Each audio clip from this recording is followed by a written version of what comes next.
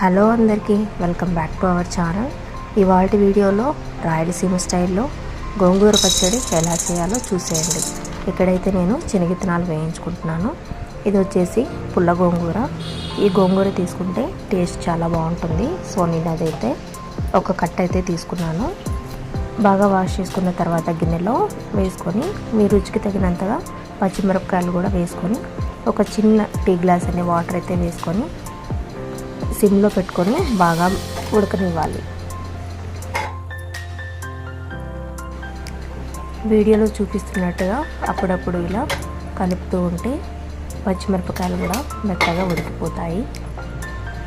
ఈ కన్సిస్టెన్సీ ఉంటే సరిపోతుంది.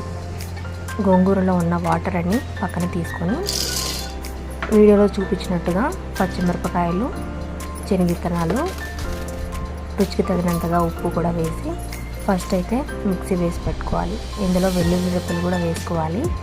అది ఈ క్లిప్ అనేది మిస్ అయిపోయింది.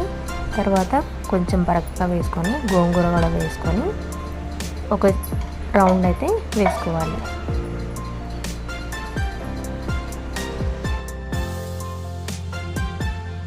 ఈ కన్సిస్టెన్సీ ఉన్నప్పుడు సాల్ట్ కూడా కావాలనుకుంటే అడ్జస్ట్ చేసుకోండి.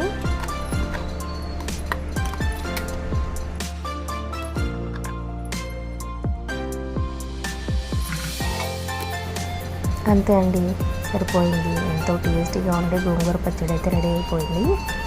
ఇది గిన్నెలో తీసుకొని చిన్నగా తరిగి పెట్టుకున్న ఆనియన్స్ కలుపుకుంటే సరిపోతుంది. ఇది ముద్దలేకైతే చాలా బాగుంటుంది. ఆ ముద్ద తయారు చేసే విధానం కూడా నేను ఫుల్ వీడియో మీకు డిస్క్రిప్షన్లో ఇస్తాను, తప్పకుండా వాచ్ చేయండి. ఛానల్ ఎవరైతే ఫస్ట్ టైం చూస్తున్నారో please subscribe. Thanks for watching.